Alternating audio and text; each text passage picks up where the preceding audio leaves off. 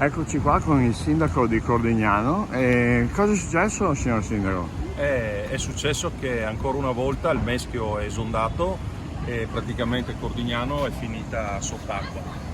In particolare la piazza dove siamo in questo momento si vede insomma dalle ramaglie, dai residui di erba il livello che ha raggiunto il Meschio in piazza, ma stavolta non solo il Meschio, anche la Friga e anche le Obole sono esondate, quindi penso che gran parte del territorio di Cordignano sia andato sotto acqua e i danni sono importanti. Ingenti. Non è la prima volta che succede, ricordo l'ultima volta nel 2020. Certo. Più o meno la stessa gravità. Cosa si sta facendo a proposito? Cosa sta facendo l'amministrazione, Allora, la provincia, la regione? L'amministrazione sta collaborando con gli enti intanto per fare le pulizie degli alvei, e questo in passato ci ha anche salvato da altre esondazioni. Il problema è che quando arrivano queste forti ondate di acqua l'unica soluzione è il bacino di laminazione che deve essere fatto a monte della confluenza della Friga e del Caron con il Meschio.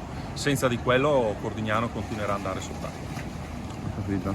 Quindi i danni ingenti si possono già quantificare? Ho sentito di attività che non riapriranno più, come la gelateria qui che abbiamo alle spalle. Allora, quantificare in questo momento i danni è un po' difficile, ma sicuramente ce ne sono stati famiglie e attività che hanno subito danni importanti.